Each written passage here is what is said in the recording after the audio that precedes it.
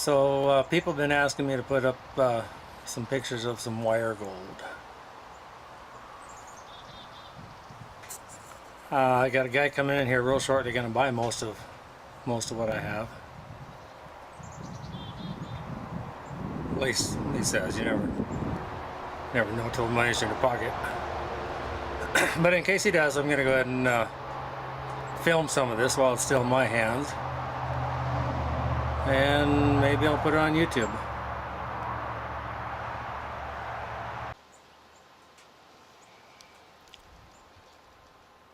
So we'll start off first with your normal placer gold, the kind of gold that's found pretty much anywhere in the world. Everything I'm going to show you here today is all Liberty gold, but this is what most people find pretty much anywhere in the world. You can still see some wiry character to some of this fine gold. But basically this is fine gold that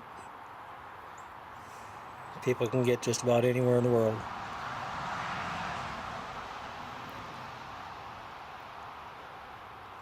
The stuff in the pan here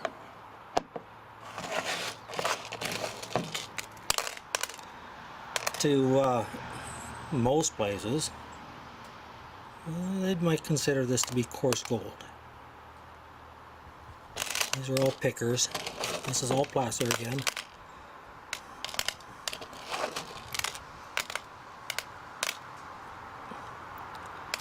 But coarse gold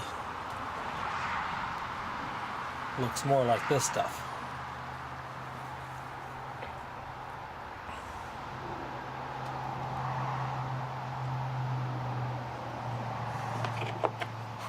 That piece is just a hair over 1 ounce. 2/3 of an ounce. Nice heavy coarse Liberty gold.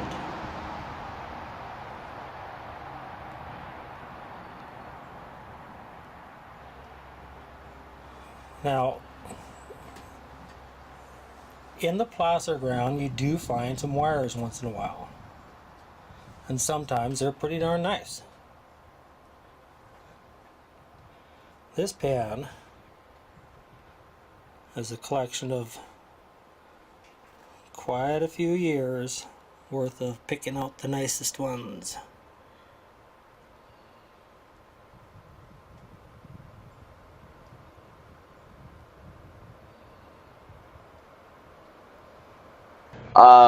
Where I get a little confused, because this is the gold that he's showing right now.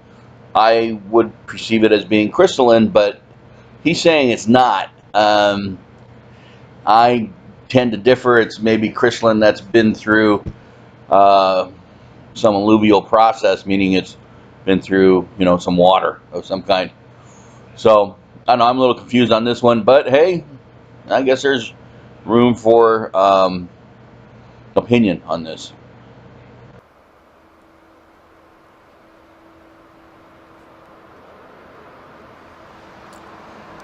As coarse, as jagged, however you want to say it, as these all are all placer.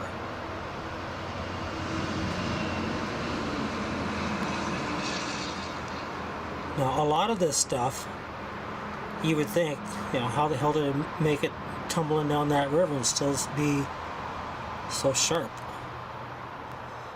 A lot of times this stuff will erode out of its original vein and still be inside a chunk of calcite, and it could travel quite a distance downstream before that calcite, through just the natural acidity of the groundwater, finally dissolves away and drops out this piece of gold. So the old rule of thumb that the coarser the gold, the closer you are to the original source, is not always the case.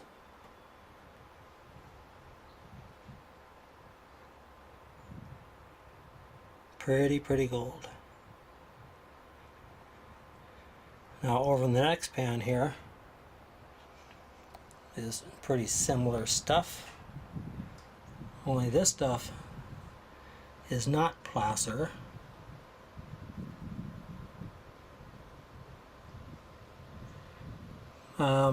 Technically it's alluvial. Looking at those pieces of gold, you can see why I'm a little confused as far as crystalline versus his last showing of placer. I guess it's merely the technicality that the placer hit water, because these some of these look identical, especially with ones that are kind of have a feather edge to them. Could pass as crystal to me, but what he's referring to is alluvial, which starts with an E, and an alluvial starting with an A. Alluvial means that it has hit or been through a water source and traveled. Alluvial means that it has not had that chance to hit a water source and traveled, and basically has just through natural erosion has become separated from the host rock, and probably hasn't traveled too far, because otherwise they'd be beat up and you wouldn't have those nice crystalline feathers on it. It eroded out of its original vein, but never got into a stream course at all. And you can still make out nice sharp crystals.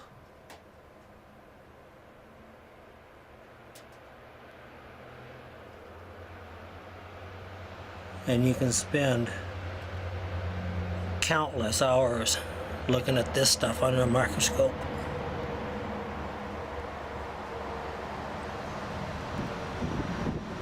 Now some more alluvial wire gold from here, but a little bit bigger pieces. Are these guys? Again, these are alluvial. They've eroded out of their original vein, but never got into a running water stream course.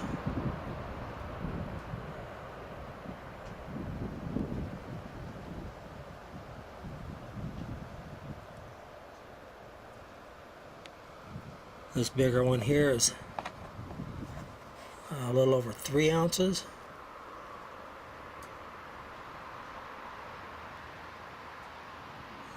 It's got some rounded edges to it because it has moved, but the wire gold is distinctly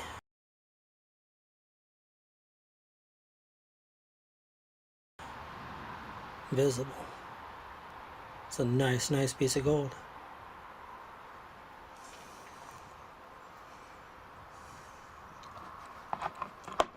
This guy is an exceptional piece. Just a hair under 2 ounces. Beautiful, beautiful piece of gold.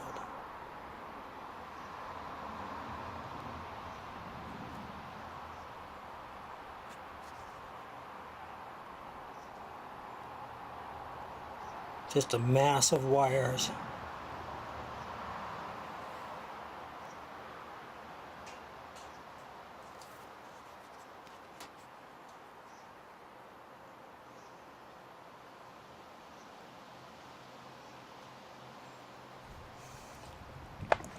And there's another one. I think this is 1.25 ounces. Looks like it should be about 2 ounces, but this stuff is so porous. It's just like a ball of steel wool almost.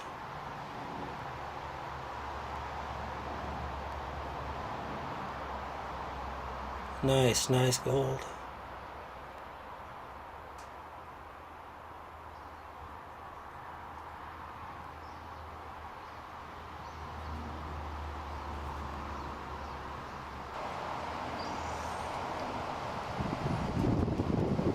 That's what Liberty Gold looks like in the host rock, the rock it was made in 44 million years ago. Carbonaceous black shale and calcite. The calcite on these pieces completely encased all of the gold, and I had to dissolve the calcite away to reveal it.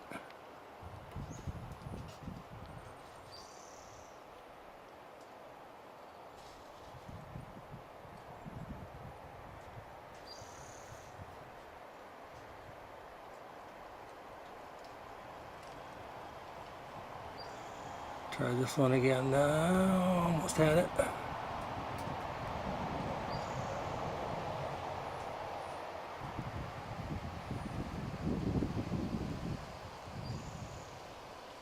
So this is crystalline wire gold from Liberty, Washington, in the exact condition it was made 44 million years ago.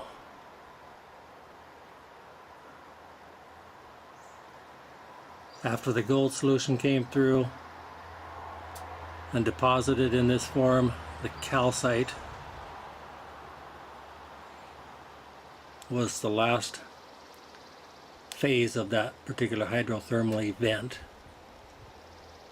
and filled the rest of the void that the gold deposited in and solidified. And the last piece I'll show you here is my favorite.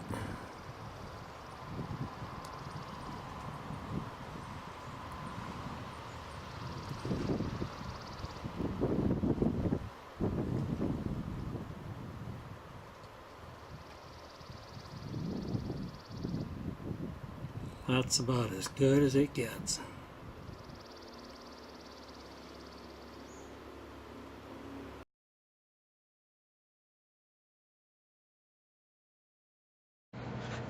That was Liberty Gold, and their wire gold is their champion product. All of those locations have their own specific chemistry and their own specific type, style, makeup, species of gold. That's why Dave's is so rare. It's due to the chemicals and the process that gold had to go through, meaning that those crystals, say at Dave's or at Liberty, are basically one of a kind for that location. Meaning that you're not going to find that anywhere else, ever. And now I've got a little bit more from another source of information, and then we'll go ahead and recap if you're not bored already. Hi, thanks for tuning in. This is going to be a brief video showing you the difference between crystalline gold and the regular gold nuggets. Here for the video we have 3 nuggets. One is a water wash stream found nugget, and the 2 others are crystalline gold from the mother lode country in Northern California. Crystalline gold is pretty hard to photograph because it's so bright and shiny. Here you can see a large nugget and the crystalline structure on the back. This is formed by volcanic activity. The gold is near a steam pocket, usually over 4,000 degrees, and that causes it to form this crystalline shape. It's extremely pure gold, and as I said, very, very rare. It actually commands a premium of from $40 to $150 a gram over the spot price of gold. Here you can see a water wash typical nugget, except this is extremely large. Most are much, much smaller than that. A well-rounded nugget. Okay, so wrap this up in a very uncomplicated way, very simple way. This is by no means the be-all, end-all to gold, crystalline gold. I was asked to look into it and see what the differences were and how you can tell, and I've done that. So here we are. Some of the things that I wanted to emphasize are the location of the crystal. You can almost tell where it came from. In fact, some of the time, most of the time, you can, simply because they're so unique to the area, and the chemicals and the minerals that are in the area, and the temperature of the steam or whatever the heat source was. That determines what kind of crystals are there. We also want to, most of them are pushed at, I've run across 4,000 degrees Fahrenheit a lot of times, and so I'm going to stick with that. And it also makes sure that they're purer than most other gold that you get out of the ground, simply because of the heat and separation of minerals at that heat level. The gold is then pushed up through the host rocks and into these cracks and crevices, along with minerals. Excuse me. Along with minerals where it cools and solidifies and forms crystals at that time, and interacts with the host and the minerals and all that along the way to cooling. If they don't reach a significant water source, then I guess it's considered a crystal. If it reaches a significant water source where it actually travels, then it's considered placer, although they look the same and have facets and all the stuff that their twin would have. They're considered placer, but yeah, I don't know. I think I disagree with that. Some of the different shapes are, you'll see a chevron, and you'll also, which is a V. You'll see, was it dihedral cubes, thin leaf. But the main thing I look for are the facets. That's what makes it sparkle. That's what makes a crystal, in my book. If you look at all the gem crystals, you'll see that they're faceted, and reflect light in that manner. And that's how I tell, along with, I always get a COA from the suppliers that I deal with. I think that'll do it. If you have any questions, feel free to ask. I will try and find out some answers for you. But basically, it's not rocket science. It might be rock science, but not rocket science. And I'm going to put up some of the crystalline gold that I have on hand right now.